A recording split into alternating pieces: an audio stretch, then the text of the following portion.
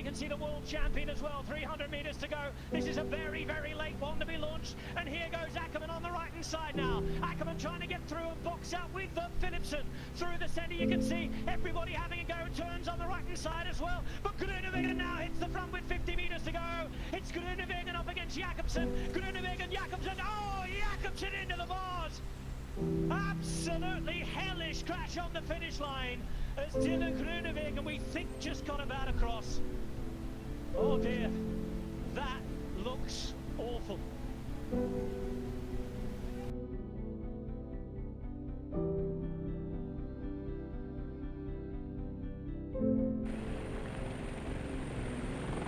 With 5 kilometers to go, Quinn Simmons and Trek Segafredo would take control. The only teenager in the peloton really stringing it out. And as the riders came through the Flamme Rouge, it was Trek Segafredo all the way. Only this time at the back of their sprint train was not the man who sprinted the day before. Edward Turns leaving earlier on, and it was Jasper Stuyven who led out world champion Mads Pedersen. The Danish rider picking up win number 13 of his career, seeing off challenges on the left-hand side in the black from Pascal Ackermann, and further along in the white from the Italian Davide Ballerini. With the first passage of the finish line just up the road, however, Nathan Haas decided to give it a go. 2.5 years since his last win, the Cofidis team looking for some success without too many big-name leaders here at this particular race. With 2 laps to go, the gap was still good.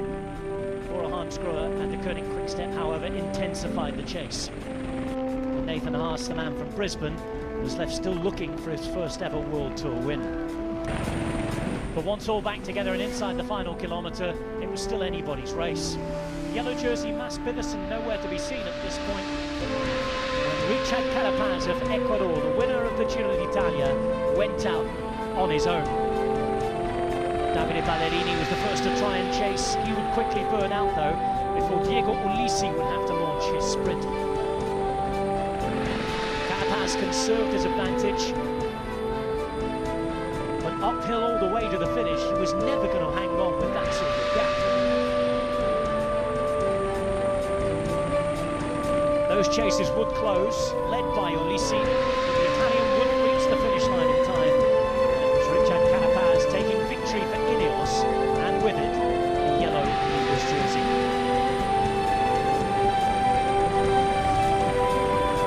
It's been an awful week for his team, the Koenig Quick-Step. The Tour de Pologne 2020 started in such 2020 fashion, I'm afraid. Fabio Jakobsen off to hospital.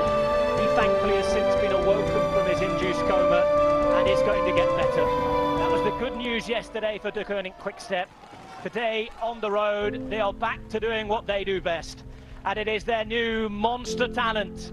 It is Remco Evenepoel. It's going to be a first UCI World Tour stage race. And this one is for you, Fabio. Fabio Jakobsen, honoured in the best way possible by a spectacular performance from Remco Evenepoel. Remco Evenepoel set to become one of the youngest ever winners of the Tour de Pologne. Won't be the youngest, but he'll certainly be the youngest in the UCI World Tour era. That is because tomorrow, unless something bizarre happens, nobody is going to get that 1.5 minutes back. Kudos though to this man today. He's going to finish second on the day, should get up there to second overall as well. Jakob Fuglsang from Denmark and Astana in second place. Heading towards the final 3 circuit laps of Krakow, 4 kilometers each. The gap was right down to 22 seconds. The sprinters' teams did not want to let the opportunity go. As it came down to the final lap, they were all together, and it got very, very messy. Lots of different sprint trains competing for position at the front of the bunch. Mark Cavendish was there once again, looking for his first win in a couple of years. He, though, lost a foot and a pedal with 1 kilometre to go and would be out of the game. But look out for other names into the mix. Switch from left to right as they would from the road. Pascal Ackermann would follow. It will be Stuyven, the man to open up the sprint first. Belgian Classics rider having a go, being led out by his compatriot Edward Turns. Behind Bauhaus would be there, but it'd be the other German, Ackermann, to then launch his sprint. And he looked all day long like he was going to win this stage.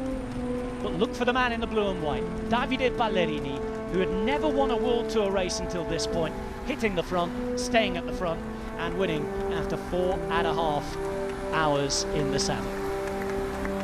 A great end to what's been a strange week for the Koenig Quick-Step. The worry on day one with the health of Fabio Jakobsen. The better news that came a couple of days later. 48 hours, it's been pretty brilliant for them, hasn't it? Remco Evenepoel with a performance on day 4. Davide Ballerini finishing it off here as Evenepoel took the GC.